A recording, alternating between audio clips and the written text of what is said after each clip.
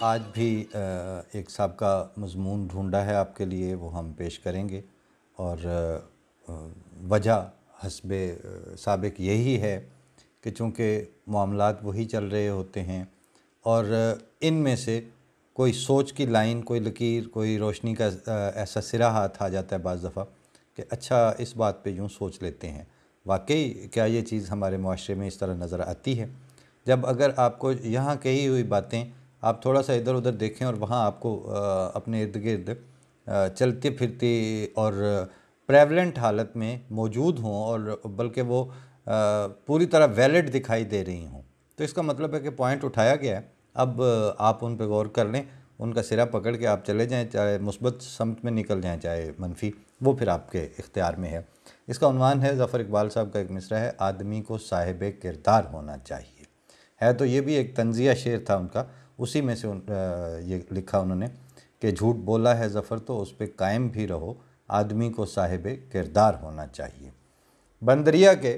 پیر جلیں تو بچے بھی نیچے رکھ لیتی ہے، یہ محاورہ ہم اکثر اپنے پروگرام میں استعمال کرتے ہیں، آج اس میں تھوڑی سی وضاحت ہے اس کی کہ جانوروں میں اس جبلت کی تخصیص صرف بندریا سے اس لیے ہے کہ وہ تیز ترار اور پھرتیوں میں لاجواب ہوتی ہے، اور موقع پرست جسے انگریزی میں اپارچونسٹ کہتے ہیں، وہ جتنا انسانی معاشرے میں بندر ہوتا ہے اسی طرح کے تیز ترار اور موقع پرست انسانوں کے اوپر یہ محاورہ بولا جاتا ہے، کیونکہ موقع پرستی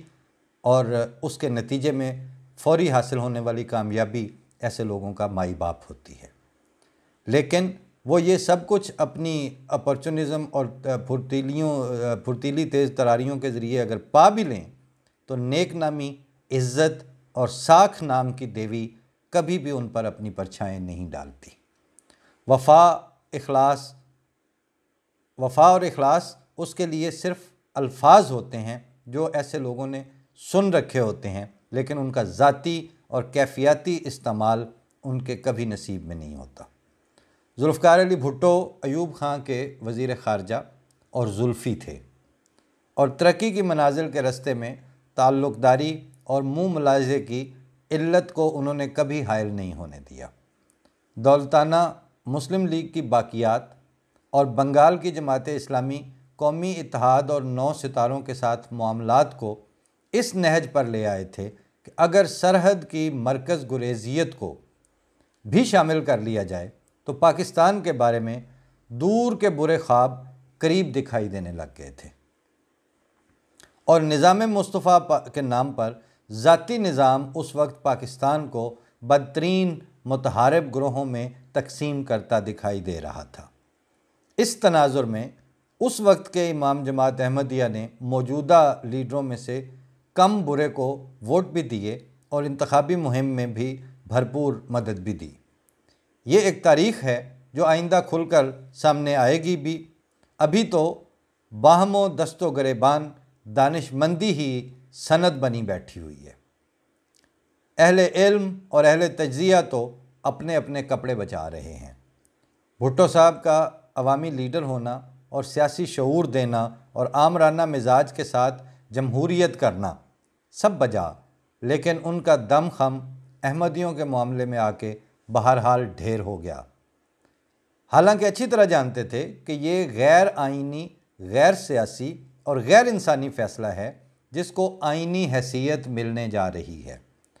اور مذہب کے نام پر وہ حرکت ہونے لگی ہے جس کی مثال پیش کرنے سے خود تاریخ مذہب قاصر ہے۔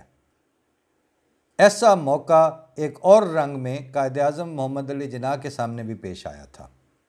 کہ جب علماء ہند نے متفقہ مطالبہ کیا کہ احمدیوں کو مسلم لیگ کی رکنیت سے خارج کیا جائے، مگر قائد اعظم محمد علی جناح اس امتحان سے سلامت گزر گئے، کیونکہ وہ موقع پرست نہیں تھے، اس لیے ان کے لیے یہ مشکل نہ ہوا کہ وہ بطور گورنر جنرل تلاوت کے بغیر اجلاس کروا سکیں۔